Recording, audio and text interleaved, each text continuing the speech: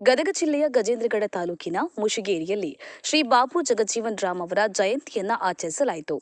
ಕಾರ್ಯಕ್ರಮದಲ್ಲಿ ಗ್ರಾಮ ಪಂಚಾಯತ್ ಅಧ್ಯಕ್ಷರಾದ ರಾಜು ಮಾಲಗಿತ್ತಿ, ಪಿಡಿಒ ಮೇಟಿ, ಸಿಬ್ಬಂದಿಗಳು, ಹಣಮಂತ ದೊಡ್ಡಮನಿ, ಶಿವಪ್ಪ ಮಾದರ್, ಮಲ್ಲಪ್ಪ ಮಂತೂರು, ಮಲ್ಲಯ್ಯ ವಸ್ತ್ರದ, ಪರಸು ಹಾದಿಮನಿ, ಶರಣು ದೊಡ್ಡಮನಿ ಹಾಗೂ ಇನ್ನಿತರರು ಉಪಸ್ಥಿತರಿದ್ದರು.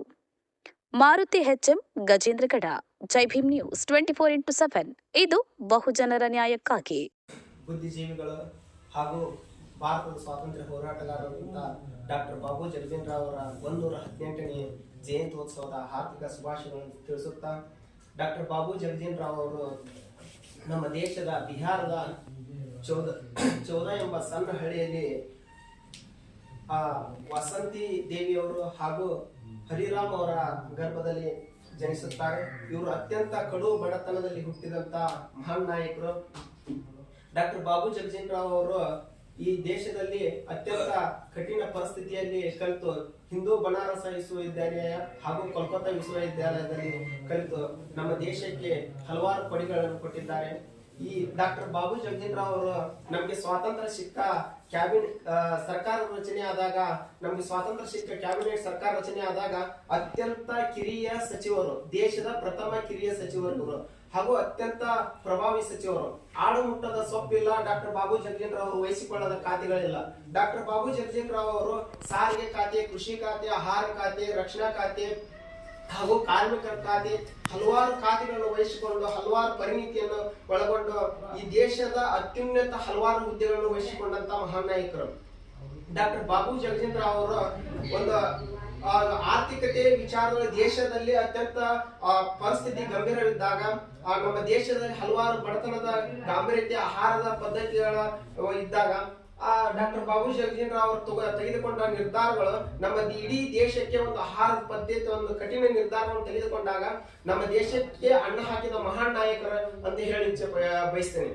ಹಾಗೂ ಸಮಾಜದ ಮುಖಂಡರಾಗಿರ್ತಕ್ಕಂಥ ಹನುಮಂತನ ದೊಡ್ಡಮನಿ ಅವರೇ, ಶಿವಪ್ಪ ಮಾದರ್ ಅವರೇ, ಸ್ನೇಹಿತರಾದ ಶರಣು ದೊಡ್ಡಮನಿ ಅವರೇ, ಮಲ್ಲಪ್ಪ ಮಂತೂರ್ ಅವರೇ, ಮುತ್ತಣ್ಣ ಮಾದರ್ ಅವರೇ ಹಾಗೂ ಇಲ್ಲಿ ಸೇರಿರ್ತಕ್ಕಂಥ ಎಲ್ಲ ಗಣ್ಯಮಾನ್ಯ ಹಿರಿಯರೇ, ಯುವಕ ಮಿತ್ರರೇ, ಎಲ್ಲರಿಗೂ ಕೂಡ ಮೊದಲನೇದಾಗಿ ಡಾಕ್ಟರ್ ಬಾಬು ಜಗಜೀವನ್ ರಾಮ್ ಅವರ ಜಯಂತ್ಯೋತ್ಸವದ ಆರ್ಥಿಕ ಶುಭಾಶಯಗಳನ್ನು ನಿಮ್ಮೆಲ್ಲರಿಗೂ ಕೂಡ ತಿಳಿಸ್ತಾ ಇದ್ದೀನಿ.